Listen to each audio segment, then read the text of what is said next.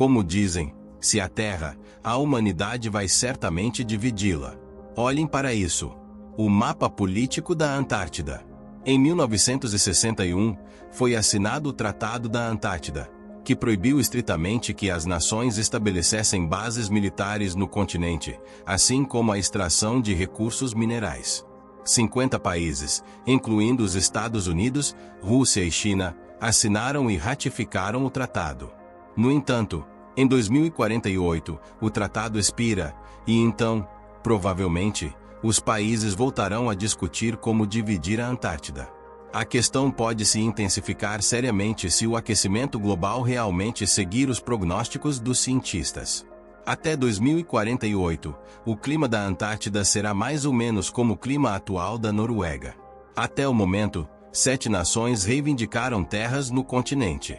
Cada uma dessas nações possui suas próprias estações de pesquisa na Antártida, mas estão localizadas de maneira dispersa por todo o continente, o que torna impossível formar clusters nacionais. Atualmente, perto do Polo Sul, cientistas de 30 países estão distribuídos em mais de 70 estações de pesquisa. A população média da Antártida varia de 4.000 pessoas no verão a 1.000 pessoas no inverno.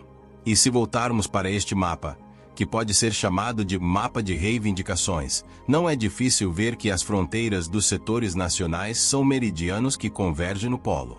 No entanto, no popular Península Antártica, 4 países, Argentina, Chile, Brasil e Reino Unido, fizeram suas reivindicações. Essa popularidade pode ser facilmente explicada pelo fato de que a península é a parte mais quente da Antártida, além de que os territórios estatais do Chile e da Argentina estão muito próximos, do outro lado do Estreito de Drake. Porém, todas essas fantasias territoriais de muitos países para o ano de 2048 são atenuadas pelas posições de 2 estados. As posições da Federação Russa, como sucessora do estado que descobriu o continente, e dos Estados Unidos, que tem o maior contingente de pesquisadores na Antártida, são atualmente solidárias. A Antártida não pode ser atravessada por fronteiras nacionais, ela deve se tornar um continente de amizade e cooperação entre os povos. À luz disso, é difícil imaginar que um dia a Antártida quase tenha se tornado parte do Império Russo.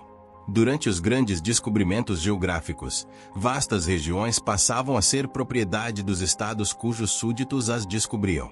Os descobridores davam a essas regiões seus próprios nomes e organizavam colônias de colonos.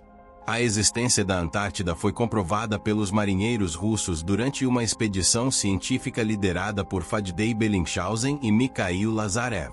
Há 200 anos, em janeiro de 1820, eles descobriram o 6º continente, o mais rigoroso e inóspito para a vida humana.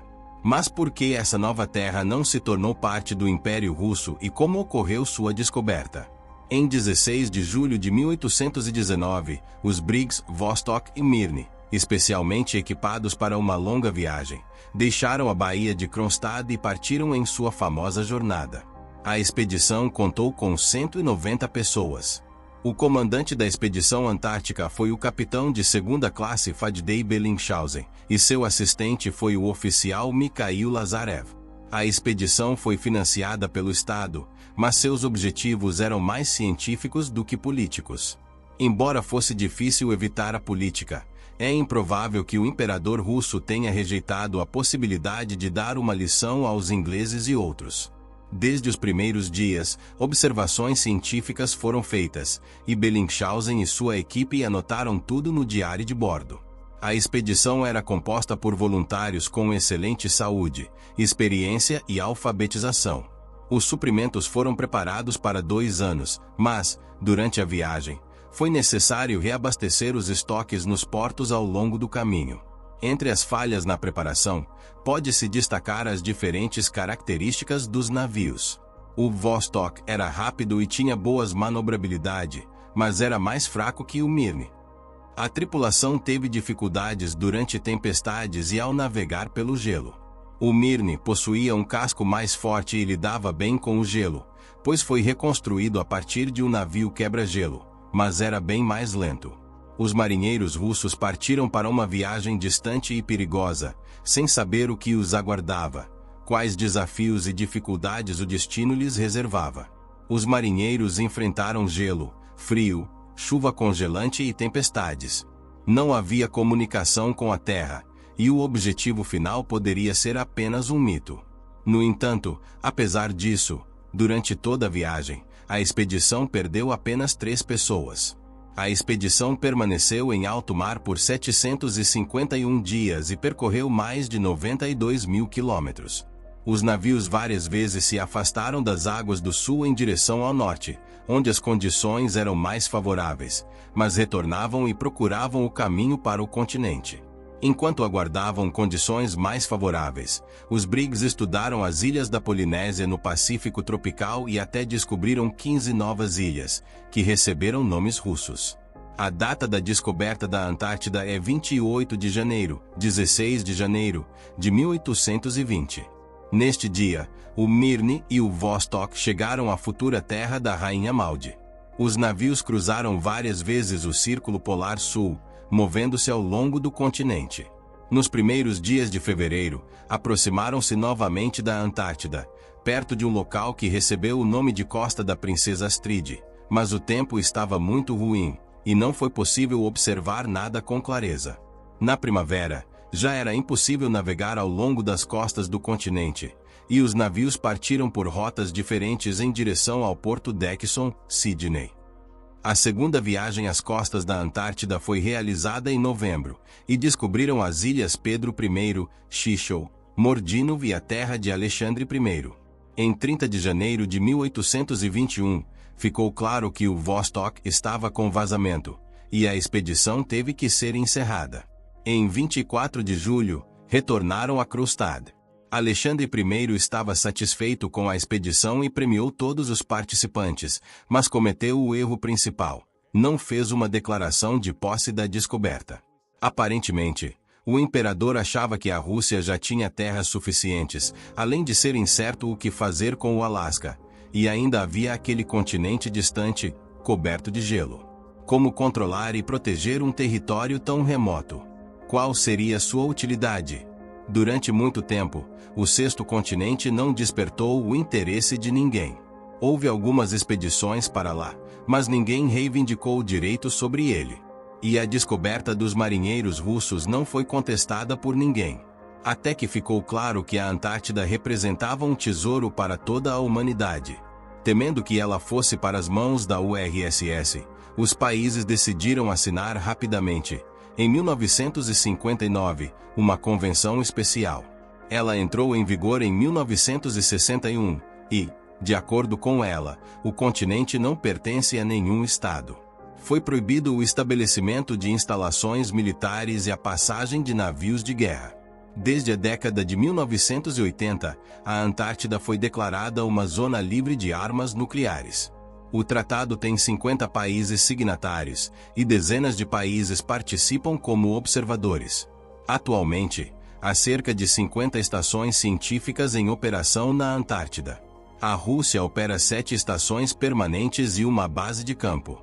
E isso não é tudo sobre a Antártida. Aqui estão mais alguns fatos interessantes. Vida sob camadas de gelo de vários quilômetros. Nos lagos subglaciais da Antártida, pode haver vida que evoluiu de maneira completamente isolada do resto do planeta por milhões de anos. Até agora, mais de 140 lagos subglaciais foram descobertos na Antártida. Mas o mais conhecido entre eles é o Lago Vostok, localizado perto da Estação Antártica Soviética e, posteriormente, russa Vostok, que deu o nome ao lago. Sobre o lago há uma camada de gelo de 4 km de espessura, mas ele mesmo, graças às fontes geotérmicas subterrâneas localizadas abaixo dele, não congela. A temperatura da água na profundidade do lago está em torno de 10 graus Celsius. Foi essa camada de gelo, segundo cientistas, que poderia ter atuado como um isolante natural, preservando organismos vivos únicos, que durante esses milhões de anos se desenvolveram e evoluíram de forma completamente isolada. Sobre quem exatamente habita sob o gelo, entre a estação Vostok e o lago homônimo, existem duas opiniões. Uma delas é americana, a outra russa. A primeira baseia-se nos resultados de perfurações menos profundas realizadas pelos Estados Unidos na região nos anos 90. Na época, conseguiram extrair apenas o gelo acima do lago, aquele que se formou a partir das águas do lago, que gradualmente subiam e congelavam.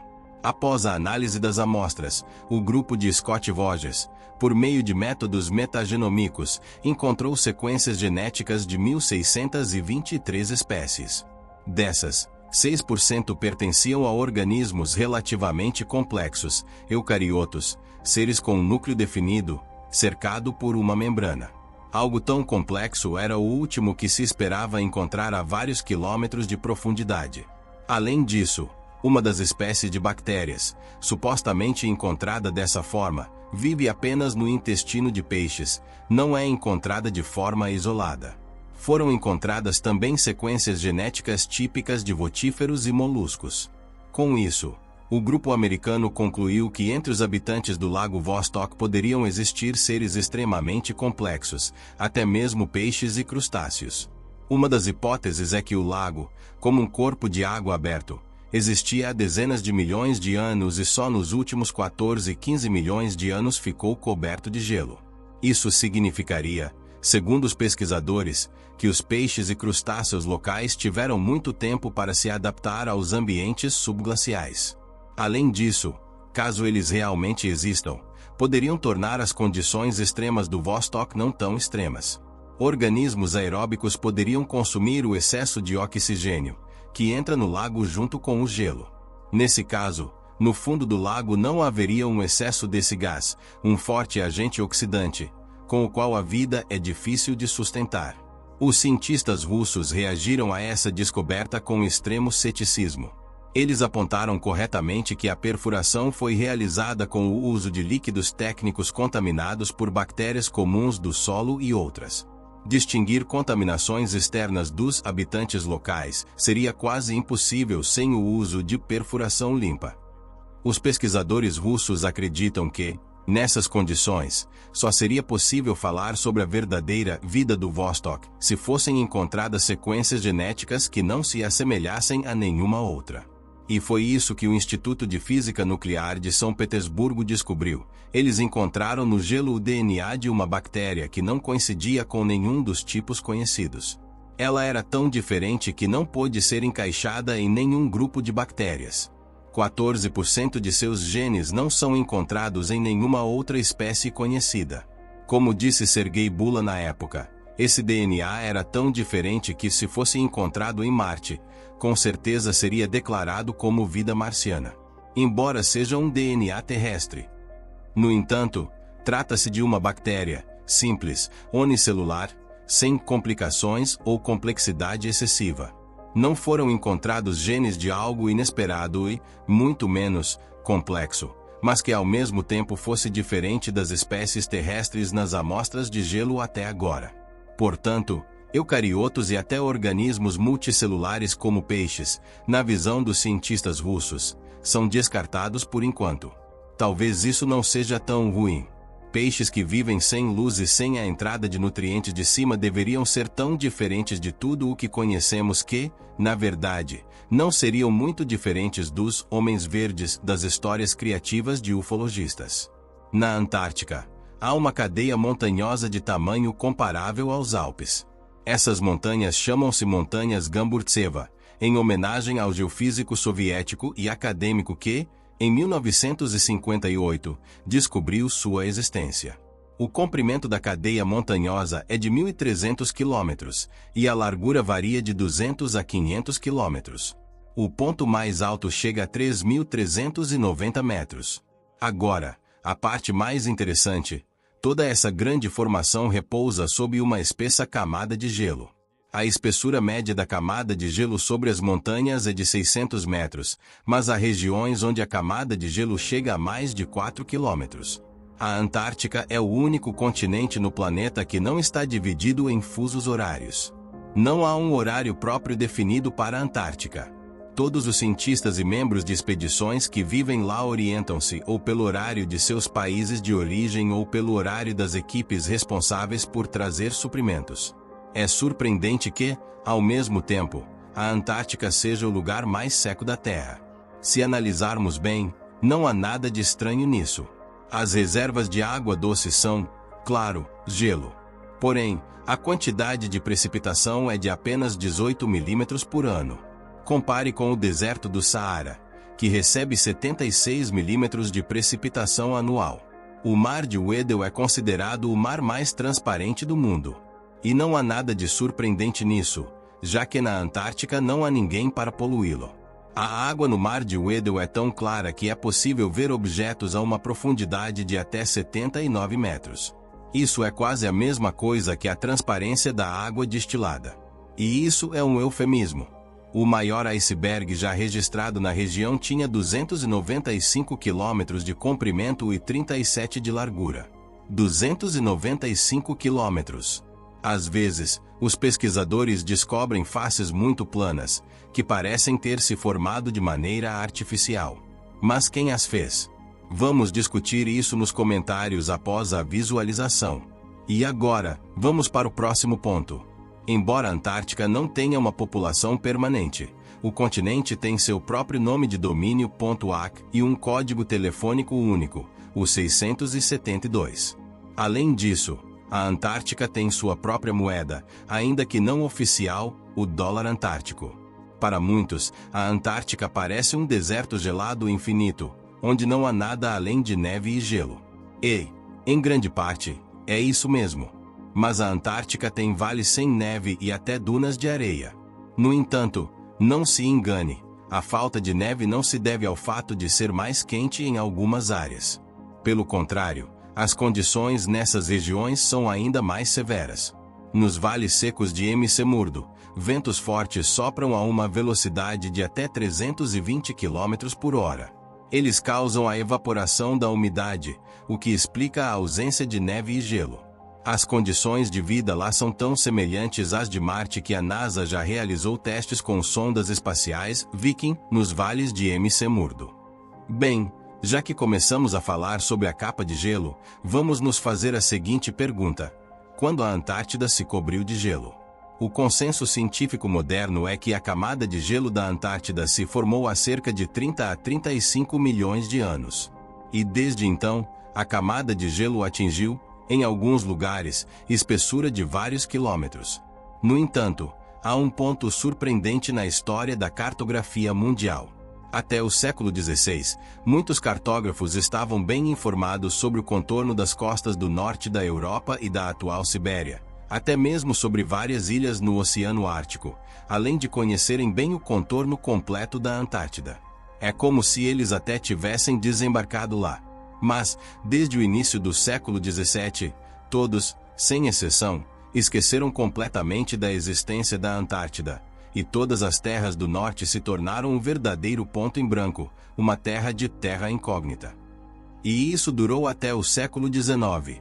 Aqui está, por exemplo, o mapa de Piri Reis, no qual está representada a Antártida antes do século XVI, sem gelo, há cerca de 500 anos. Aqui está o que a Wikipédia diz sobre isso. Algumas pessoas acreditam que a imagem na parte sul do mapa é uma prova do conhecimento dos antigos cartógrafos sobre a existência da Antártida, mas a maioria dos cientistas rejeita a suposição de que os cartógrafos da época poderiam ter conhecimento preciso sobre ela. Mas o problema é que o mapa de Piri Reis não é a única evidência que apoia a teoria controversa de uma Antártida florescente há 500 anos. Aqui está o mapa de Oronteus Finaeus de 1531. A Antártida está claramente desenhada, com proporções bastante precisas, e até a famosa Hiperbórea no Polo Norte. Ou seja, no século XVI, as pessoas ainda sabiam bem sobre a Hiperbórea e a Antártida, sem gelo. Isso era por volta do tempo de Ivan, o Terrível. Uma teoria alternativa sugere que, antes do século XVI, o clima na Terra era completamente diferente, muito mais quente, e o Polo Norte estava claramente na costa ocidental da Groenlândia. Os navegadores medievais navegavam livremente tanto até as costas da Antártida quanto até o Polo Norte, porque lá praticamente não havia gelo e o clima era bastante ameno. Mas no século XVI, houve um deslocamento brusco dos polos para a posição atual, e iniciou-se o pequeno período glaciar. Foi nesse período que a Antártida se cobriu de gelo. Curiosamente, isso é corroborado por outra ilha coberta por uma espessa camada de gelo, a Groenlândia. Eis o que escreveu Adam Oliarius, um viajante e geógrafo alemão do século XVII, em seu livro Viagem da Embaixada de Holstein a Moscóvia e Pérsia, sobre a Groenlândia. Em 1389, a Groenlândia praticamente não tinha gelo ou neve. Navios islandeses e noruegueses navegavam livremente até lá, chegando à costa e fazendo comércio. Isso é confirmado pelo filósofo italiano do final do século XV Giovanni Pontano, que coletava diversas informações de navegadores de sua época sobre a Groenlândia. Ele afirmava que a navegação para aquele paraíso florido da Groenlândia não representava nenhum desafio. Havia muitas baías convenientes para navegação, rotas bem estabelecidas ao longo dos séculos, vastas florestas e campos floridos, calor, sem gelo. Pesquisas modernas confirmam que no início do século XV a Groenlândia estava bastante povoada, com muitos vikings construindo várias grandes cidades de pedra, como a cidade de Garda, que tinha até centenas de casas de pedra, lojas de comércio, forjas, um estaleiro, uma igreja e até um bispo. A última informação confiável sobre expedições e retornos de navios de comércio da Groenlândia chegou até nós de 1410, ou seja, ainda no século XV, a Groenlândia ainda justificava seu nome de Terra Verde. Ela estava toda verde, se desenvolvendo e prosperando. Mas já no século XVI, começaram a surgir relatos alarmantes de marinheiros que passavam pela Groenlândia, dizendo que suas costas haviam se tornado tão inacessíveis devido ao gelo espesso que sequer era possível atracar. Em 1586, os navios enviados pelo rei da Dinamarca não conseguiram se aproximar das costas da Groenlândia devido ao gelo espesso de centenas de metros. Ou seja, em poucas décadas, a Groenlândia foi coberta por uma camada espessa de gelo. Aliás, a espessura da camada de gelo da Groenlândia é praticamente igual à da Antártida, atingindo mais de 3 quilômetros. E a camada de gelo da Groenlândia se formou em apenas 50 anos, enquanto a versão oficial sobre a camada de gelo da Antártida afirma que ela se formou em 30 a 35 milhões de anos, o que gera dúvidas em muitos pesquisadores. Além disso, há testemunhos sobre uma drástica mudança climática, claramente descrevendo o cataclísmico início do chamado Pequeno Período Glaciar no início do século XVI. Aqui está um exemplo: as crônicas de Mel dos séculos XV e XVI, escritas pelos monges beneditinos no mosteiro de Mel, na cidade austríaca de Mel, no rio Danúbio. Assim, em 1502, nesse ano, houve uma grande inundação, que começou na véspera da Ascensão de Maria e durou quase 10 dias. Em todas as cidades e castelos ao longo do Danúbio, as águas se espalharam de tal maneira que ficaram navegáveis. A inundação destruiu as casas até o alicerce, e 2 casas em Mel, com suas famílias, foram arrancadas e levadas para o leste. A água cobriu os campos e jardins com areia, derrubou árvores, destruiu vinhedos e celeiros, com os grãos e utensílios, flutuavam dia e noite rio abaixo. Esse tipo de inundação terrível foi registrado durante 6 anos, de 1502 a 1508. Mais tarde, em pleno verão de 1525, veio uma verdadeira era glaciar. Em Viena, em 1525, no meio do verão, uma geada tão terrível chegou que os habitantes, que não conseguiram se abrigar, congelaram instantaneamente e morreram por toda a região. Pássaros petrificados caíam do céu como pedras. A vida nas cidades e vilarejos parou por meses. Um número enorme de pessoas literalmente morreu de frio. Por muitos anos, quase toda a fauna desapareceu na Europa. Nesse mesmo ano, o Danúbio congelou de tal maneira que as pessoas, cavaleiros, carruagens e carros de bois podiam se mover livremente sobre ele. Todos os poços e fontes estavam tão congelados que não era possível tirar água. Nas crônicas medievais polonesas, há mais um relato. Nesse ano, no meio do verão, chegaram geadas terríveis e tempestades de neve. De tanto frio, muitas pessoas, tanto pobres quanto comerciantes, morreram nas estradas. Mesmo nas crônicas romanas de 1525, está escrito: nesse ano, no verão, em Roma, uma geada terrível chegou. Todas as terras ao redor se cobriram rapidamente de neve e gelo. Muitas pessoas e animais morreram devido ao frio. Quase todas as crônicas medievais europeias de 1525 mencionam uma geada terrível e a morte generalizada por frio, e nos anos seguintes, uma queda acentuada da temperatura foi registrada em várias regiões da Europa. A partir desse ano, os invernos se tornaram mais rigorosos. Aqui está uma citação das notas sobre Moscóvia, de Sigismund Erbestein. De 1525 a 1526, houve geadas tão fortes que a terra rachou devido ao frio terrível. Havia um frio tão intenso que até a água derramada no ar ou a saliva da boca congelavam antes de tocar o chão. Todas as árvores morreram devido ao rigoroso frio. No ano seguinte, as árvores por toda a Rússia ficaram negras. As estradas nos arredores de Moscou estavam literalmente cobertas por corpos congelados de pessoas e animais. Claro, esta é apenas uma versão. No entanto, essa versão está capturando as mentes de um número crescente de pessoas, por isso decidimos apresentá-la para sua análise. Agora vamos continuar. De modo geral, a Antártida é um lugar bastante tranquilo em termos de atividade sísmica. Embora também haja vulcões aqui, não só inativos, mas também bastante ativos. Pelo menos 2 deles entraram em erupção nos últimos 200 anos. E o vulcão mais conhecido da Antártida, que também é o mais ativo, chama-se Erebus, e é frequentemente chamado de vulcão que guarda o caminho para o Polo Sul. Esta cratera está localizada na região da Terra de Ulisses e tem um diâmetro de aproximadamente 482 quilômetros. Os cientistas acreditam que ela se formou há centenas de milhões de anos devido à queda de um asteroide com pelo menos 48 quilômetros de diâmetro. A poeira levantada pela queda e explosão do asteroide provocou um resfriamento global que durou séculos e, segundo uma das hipóteses, levou à extinção de grande parte da flora e fauna daquela época. Bem, por hoje é o suficiente. Ative as notificações para não perder os próximos episódios. Até logo!